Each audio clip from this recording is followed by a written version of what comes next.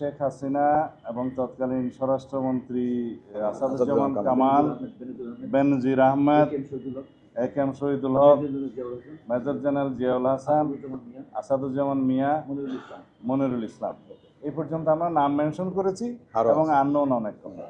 কি দেখতে চাই সেটা ন্যায় বিচার না। আইন যেভাবে মনে করবে, বিচারে যেভাবে সাব্যস্ত হবে সেটাই আমরা মেনে নেব। আমি তো চাইব সর্বোচ্চ সাজা হোক, কিন্তু আইন আদালত সেটা সিদ্ধান্ত নেবে যে কোন সাজা তাদের গ্রহণ করা হবে, দেওয়া হবে এবং কীভাবে আমরা প্রমাণ করতে পারলাম সেটার উপর নির্ভর করবে। সুতরাং বিচারের বিষয়ে কিন্তু স্পেসিফিক এভাবে বলা যায় না যে আমি অমুকের ফাঁসি চাই, অমুকের চাই। আমাকে প্রমাণ করার দায়িত্ব আমার, এবং কোর্ট বুঝবে, আদালত সিদ্ধান্ত নেবে কোন সাজা। শহীদ পরিবারদের সাথে সাক্ষাৎ করা, তাদেরকে সহযোগিতা করা, তাদের পরিবারকে সহযোগিতা করা, সে সন্তানদের জন্য আমরা ভবিষ্যতে তাদের শিক্ষা ব্যবস্থা, শিক্ষা সহ সমস্ত চিকিৎসা সব কিছুর আমরা নিয়েছি দায়িত্ব। এরকম অনেকগুলো আপনারা দেখবেন কার্যক্রম, বিশেষ করে মাননীয় আমাদের ভারপ্রাপ্ত চেয়ারম্যান জনাব তারেক রহমানের নেতৃত্বে তিনি সরাসরিও ভিকটিম পরিবারের সাথে কথা বলেন, ভিডিওতে আপনারা দেখবেন। সুতরাং আপনার শেষের ধন্যবাদ পোষণ করি। আর আমার কেন মামলা করতে দেরি হলো, আপনারা যদি প্রত্যেকদিন আমার কার্যক্রমগুলো দেখেন, রাজনৈতিক বিভিন্ন কার্যক্রম, সংস্কার কার্যক্রম, এগুলো নিয়ে এত ব্যস্ত সময় আমার কাটাতে হয়েছে যে আমি আসলে নিজের জন্য আলাদাভাবে কোনো সময় বের করতে পারিনি এতদিন।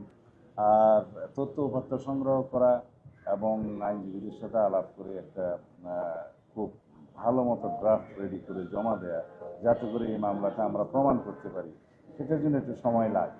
তারপরেও আমি কিছুদিন বিলম্ব হয়েছে, সেজন্য এটার জন্য দুঃখ প্রকাশ করছি। আমি জানি যে এই বিলম্বের জন্য আপনাকে জিজ্ঞেস করা হবে।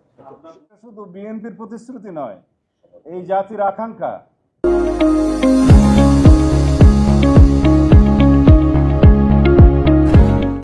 জুলাই আগস্টের শহীদদের রক্তের আকাঙ্ক্ষা, সমগ্র জাতির প্রত্যাশা, এই জনগণের প্রত্যাশা, ন্যায় বিচার প্রতিষ্ঠা করতে হবে। শুধুমাত্র জুলাই আগস্টে জাতিসংঘের রিপোর্ট অনুসারে 1400 শহীদ হয়েছে, 2000-এর বেশি আহত হয়েছে, পঙ্গু হয়েছে, অন্ধত্ব বরণ করেছে। বিগত 15-16 বছরে 7188 জন আমার হাতে তালিকা আছে যারা বিভিন্ন রকমের পারসিকিউশনের মাধ্যমে হয় মৃত্যুবরণ করেছে, হত্যা করা হয়েছে।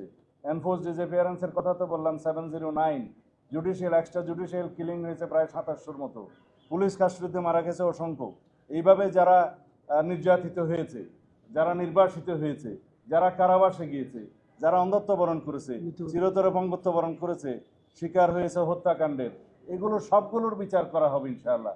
তবে এতগুলো বিচার করার জন্য আমাদের হয়তো ভবিষ্যতে আরও ট্রাইব্যুনাল বাড়াতে হবে, প্রসিকিউশন টিম বাড়াতে হবে, ইনভেস্টিগেশন টিম বাড়াতে হবে। এগুলো আমাদের প্রতিশ্রুতি, জাতির কাছে সমগ্র জাতির প্রত্যাশা, আমাদের প্রতিশ্রুতি তো বটেই। এগুলো কন্টিনিউ করতে হবে। সমস্ত রেকর্ড সব কিছু আমাদের কাছে আছে, কিন্তু বিচার যারা প্রার্থী তাদেরকে দয়া করে এসে মামলা দায়ের করতে হবে, এইটুকু তাদের কাজ। আপনারা আন্তর্জাতিক অপরাধ অনেক দেখেছেন, দ্বিতীয় বিশ্বযুদ্ধের পরে অনেক অপরাধের কথা আপনারা শুনেছেন, নুরেমবার্গ ট্রাইব্যুনালের কথা শুনেছেন। এগুলো একদিনে সমাপ্ত হয়নি, ইট টেক্স টাইম, এবং এরপর হয়তো আপিল হবে, যা কিছু হবে, কিন্তু ন্যায় বিচার প্রতিষ্ঠা করা হবে। বাংলাদেশে যাতে ভবিষ্যতে এই রকমের কোনো আর কেউ কোনো ফেসিস্টের কোনো জন্ম না হয়, কোনো ফেসিবাদের জন্ম না হয়, সেই ধরনের রাষ্ট্র ব্যবস্থা যেমন আমরা কায়েম করতে চাই, এই বিচারও সুবিচার নিশ্চিত করেও আমাদেরকে সেটা দৃষ্টান্ত স্থাপন করতে হবে যে বাংলাদেশের ভবিষ্যৎ আমরা কীরকম চাই।